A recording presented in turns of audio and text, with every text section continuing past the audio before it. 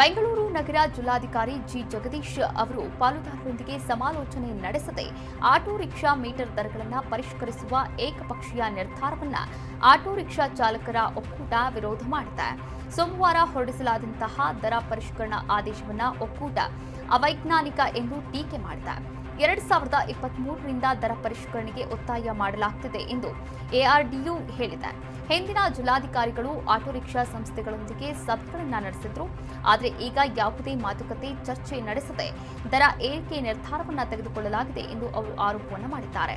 Karnataka motor ವಾಹನ ನಿಯಮಗಳು 53ನ್ನ ಉಲ್ಲೇಖಿಸಿರುವಂತಹ ಒಕ್ಕೂಟ ಡಿಸಿಗಳು ಪ್ರಾದೇಶಿಕ ಸಾರಿಗೆ ಪ್ರಾಧಿಕಾರದ ಅಧ್ಯಕ್ಷರಲ್ಲ. ಆದ್ದರಿಂದ ಅವರು ದರ ಏರಿಕೆಯ ಬಗ್ಗೆ ಏಕಪಕ್ಷೀಯ ನಿರ್ಧಾರಗಳನ್ನು ತೆಗೆದುಕೊಳ್ಳಲು ಸಾಧ್ಯವಿಲ್ಲ ಎಂದು ಅದು ಒತ್ತಿ ಹೇಳಿದೆ.